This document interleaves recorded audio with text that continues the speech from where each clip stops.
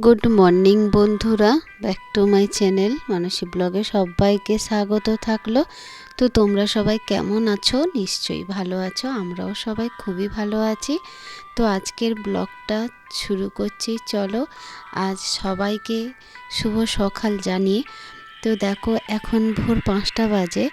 তো বাইরেরটা দেখালাম, হালকা হালকা ছায়া হয়েছে। তো আমার সকালের যে এটা রোজ ডিউটি, যেটা আমি করি আমার সংসারের মঙ্গলের জন্য। আর কি বলো তো বন্ধুরা, সকালে ভোর না উঠলেও দেখবে কাজেরও লেট হয়ে যায়, আর যত সকালে উঠবে দেখবে কাজও তাড়াতাড়ি কিন্তু হয়। তের সকাল তো ওই জন্য দেখবে টাইমটা যেন দৌড়াচ্ছে, টাইমের সাথে নিজেকেও দৌড়াতে হবে আর কি সংসারে কাজের জন্য। এবারে যখনই দেরি হয়ে যায় সব কাজটাও লেট হয়, আর নিজে যেন মানে কি বলো তো বন্ধুরা, যে তারা সব জিনিসের ওই জিনিসটাই থাকে। ওই জন্য যত সকালে উঠি তত আমার ক্ষেত্রে সবটাই ভালো হয়। সকালে উঠে আমাকে রান্নাঘরেই ঢুকতে হয়, কেন সকালে বাচ্চার স্কুল থাকে, তো ওই জন্য টিফিনটা বানাতে হয়। আর উঠে এই যে দেখো বন্ধুরা, যে আমি আটা মাখাচ্ছি, তো আমার ছেলে বলল রুটি আর আলু ভাজা নিয়ে যাবে। বললো মা আমি তরকারি করে দিবে না, তো আমাকে আলু ভাজা করে দিবে। আমি বললাম আচ্ছা ঠিক আছে। তখন রুটি আর আলু ভাজা করছি, আলুটা কেটে নিয়েছি, ভাজাও বসিয়ে দিয়েছি। তো বাবু এখনও ঘুম থেকে উঠেনি, তো আমার এগুলো রেডি হয়ে যাচ্ছে। আলুটা ভাজতে বসিয়ে দিয়ে আটাটা মাখিয়ে রেখে দিয়েছিলাম কিছুক্ষণের জন্য। এবার আটাটা লেচিও করে নিয়েছি, ভেজে নিব এবার। তোমাদের একটা কথা বলি বন্ধুরা, আমি না রুটি করতে জানতাম না, সত্যি রুটি করতে জানতাম না। তো আমার শাশুড়ি মা আমাকে রুটি করা শিখিয়ে দিয়েছে। আর ওই যে হাতে এইভাবে ঘোরাতে হয় না, ওইটা আমি কিছুতেই পারতাম না। তো আমার শাশুড়ি একদিন আমার হাতে ধরে আমাকে এইরকম করে শিখিয়ে দিয়েছিল। তো আমি কিছুটা করছিলাম চেষ্টা করার জন্য, করে উঠতে পারছিলাম না। পরপর করতে করতে করতে করতে না প্র্যাকটিস হয়ে গেছে। তো আমার রুটি করাও হয়ে গেছে, রুটি আর আলু ভাজা বাবুর টিফিন বক্সে রেডি করে দিচ্ছি। তো টিফিন তৈরি করে ভরে তার ব্যাগে ভরে দেব। তো বাবু উঠে পড়েছে ঘুম থেকে। ওর টিফিন বক্সটা দুটো দুটো আলাদা, কেন বলো তো বন্ধুরা, ওই মিল না, ওটা কি বলো তো এতটাই ছোট, রুটি ধরে না। তো বাবু টিফিন তৈরি করে দিয়ে বাবুকে ভরে টিফিন স্কুল পাঠিয়ে দিয়েছি। তারপরে আমি একটু চা করে নিলাম নিজের জন্য। তো এত সকালে রুটি আলু ভাজা ভাজা খাই না, তো আমি রুটির সাথে চাটা খাই, আমার এটা খুবই ভালো লাগে। এই জন্য রুটি আর চা আর একটা বিস্কিট, আমি কিন্তু খুব বিস্কিটটাও ভালোবাসি খেতে। তো চা বিস্কিট খাওয়া আমার কমপ্লিট হয়ে গেছে। তো এবার সংসারের যে বাসি কাজগুলো আছে সেগুলো করতে চলে এলাম। কার্পেটটা না বিছিয়ে দিয়েছি, কেন বলো তো মেঝেটা এতটাই ঠান্ডা ওঠে, ওই জন্য আমি কার্পেটটা পাতিয়ে দিই, তো যাতে ঠান্ডাটা না লাগে। খাট থেকে নামলে ওখানে ছোট পাপোশ থাকে, তো ছোট পাপোশটা এপাশে রেখে দিয়েছি আর কার্পেটটা আমি এপাশে রেখে দিয়েছি। তো ঠান্ডার জন্য কার্পেটটা পাতানো হয়েছে। আর কি বলো তো, এই যে ঝাড়ু লাগিয়ে দিচ্ছি। আমার কি বলো তো, এখানে না আমাদের এখানে সবার সকাল সকাল পুজো হয়ে যায়, সকালেই ওঠে সবাই এখানে। তো আমিও সকাল সকাল উঠি, আর আমার কি বলো তো একটু চা সকালবেলা ঘুম থেকে উঠে না, এটা আমি না খেলে আমার কোনো কাজই করতে পারি না, ওই জন্য আগে চাটা আমি খেয়ে নিই। আচ্ছা দিদিভাইরা, তোমরা তো সবাই কমেন্ট করতে, এখন কেন কমেন্ট করো না? আমার ভিডিও কি তোমাদের ভালো লাগে না? তো তোমাদের বলছি তো সরি, আপনারাও বলছি যে কি সত্যি আমার ভিডিওটা কি আপনাদের ভালো লাগে না? তাহলে কমেন্ট করো না কেন? কমেন্ট করো প্লিজ। আর কমেন্ট করলে আমারও খুব ভালো লাগে, এত সুন্দর সুন্দর কমেন্ট করতে সবাই, তো আমার খুবই ভালো লাগতো। ভিডিওটা যদি ভালো লেগে থাকে তাহলে একটা like share comment subscribe please করো। বারবার করে বলছি তোমাদের, তোমরা যারা কমেন্ট করতে তারা কিন্তু কমেন্ট করবে, আর কমেন্ট না করলে সত্যি ভালো লাগে না। এত সুন্দর সুন্দর কমেন্ট ভালো লাগবে না বলো? আমার কিন্তু খুবই ভালো লাগতো, আর একটা পজিটিভ তোমাদের কাছ থেকে পাই আমি, আমার খুবই ভালো লাগে। তো আমার ঘরে ঝাড়ু লাগানো কমপ্লিট হয়ে গেছে, এবার ঘর মুছেও দিচ্ছি। আর যে রোজ মোছা লাগাই না, প্রচুর ঠান্ডা ওঠে, ওই জন্য রোজ করি না, একদিন বাদে একদিনই করি।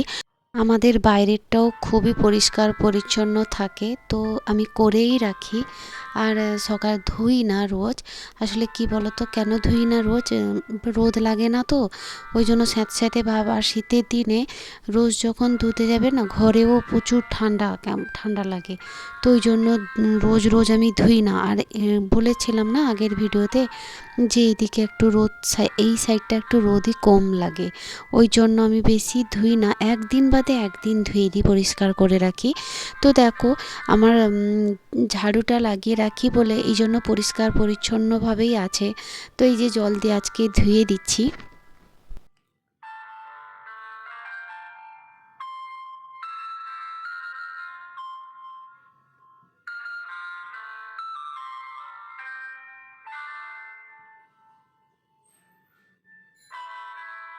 তো এবার আমার বাসি কাজ সব কমপ্লিট হয়ে গেছে, এবার আমি স্নান করতে যাব।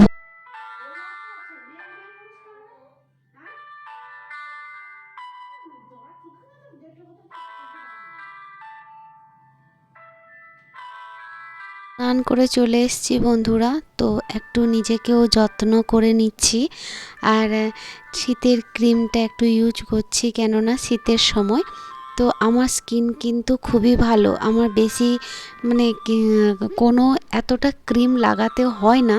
আর আমার স্কিনেও একটা কিছু দাগও নেই, তো আমার স্কিনটা সত্যি খুবই বরাবরের জন্যই ভালো, দেখতেই পাচ্ছ বন্ধুরা। তো আমি সেই জন্য বেশি ক্রিমও আমার ইউজ করতে হয় না।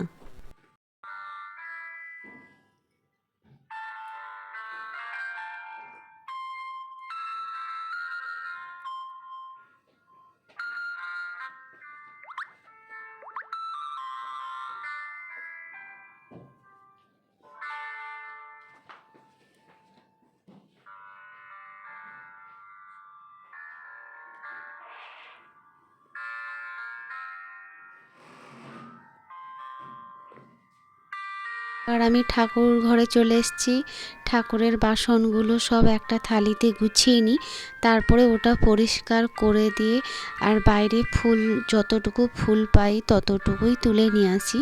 তো শীতের সময় সব সময় মার্কেটে যাওয়া সম্ভব হয়ে ওঠে না ফুল নিয়ে আসার জন্য। যখন হাজব্যান্ড বাড়িতে থাকতো তো ও ফুল নিয়ে চলে আসতো, প্রত্যেক দিনের ফুল কিনে নিয়ে আসতো। তো আমার ক্ষেত্রে সম্ভব হয়ে ওঠে না রোজ রোজ ফুল তুলতে যাওয়া। তো আমার এখানে গাছে যতটুকু থাকে আমি ততটুকু দিয়ে আমার ঠাকুরদের পুজো করে দিই। দেখছো বন্ধুরা, আমার গোপাল সোনার গলায় হার আছে, কানে আছে, এগুলো কিন্তু আমি নিজের হাতে বানিয়েছি।